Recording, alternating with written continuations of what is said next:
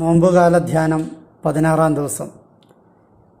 വിശുദ്ധിയുടെ വീണ്ടെടുപ്പ് കാലമാണ് നോമ്പുകാലം.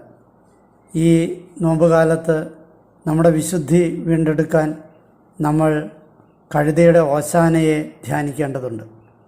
തൻ്റെ രാജകീയ ജെറുസലേം പ്രവേശനത്തിന് മുന്നൊരുക്കമായി കഴുതക്കുട്ടിയെ അഴിച്ചു കൊണ്ടുവരുവാൻ ശിഷ്യന്മാരെ നിയോഗിച്ച ക്രിസ്തു, നിങ്ങളതിനെ അഴിക്കുന്നതിന് എന്തിനെന്ന് ആരെങ്കിലും ചോദിച്ചാൽ കർത്താവിന് അതിനെക്കൊണ്ട് ആവശ്യമുണ്ട് എന്ന് പറയുക എന്ന് പറഞ്ഞു. ലൂക്കയുടെ സുവിശേഷം 19-ാം അധ്യായം 31-ാം വാക്യം.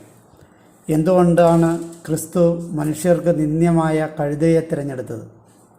ജീവിതത്തിലെ ഏറ്റവും വലിയ ദുരന്തങ്ങളിലൊന്ന് എന്നെ ആർക്കും ആവശ്യമില്ല എന്ന ചിന്ത മനുഷ്യനിൽ ബലപ്പെടുന്നതാണ്. ഭാരം കയറ്റിവെച്ചവർക്ക് അറിയില്ല വലിക്കുന്നവൻ്റെ ദുഃഖം. എങ്കിലും അവൻ ഭാരം ചുമന്നുകൊണ്ടേയിരിക്കുന്നു. തളർന്നു വീഴും വരെ അവൻ ചുമക്കേണ്ടി വരുന്നു. കാരണം ചുമക്കുന്നത് പ്രിയപ്പെട്ടവരുടെ ആഗ്രഹങ്ങളും സ്വപ്നങ്ങളുമാണ്.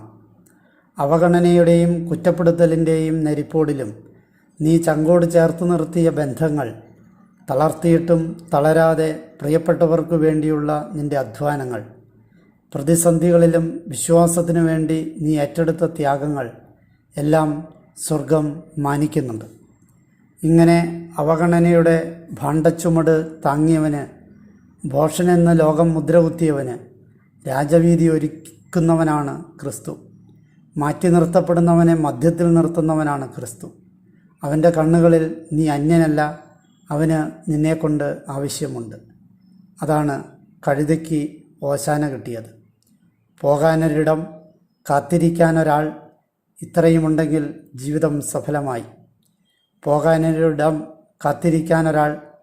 ഒരു വിശ്വാസിക്ക് ഇത് രണ്ടും ഒരാളാണ് ക്രിസ്തു. പോകാൻ അവൻ്റെ സന്നിധി, അവിടെ അവൻ നമുക്കായി കാത്തിരിക്കുന്നുണ്ട്. കർത്താവിനെ കാത്തിരിക്കുക, അവിടുത്തെ മാർഗത്തിൽ ചരിക്കുക. ഭൂമി അവകാശമായി തന്ന് അവിടുന്ന് നിന്നെ ആദരിക്കും. സങ്കീർത്തന പുസ്തകം 37-ാം അധ്യായം 34-ാം വാക്യം.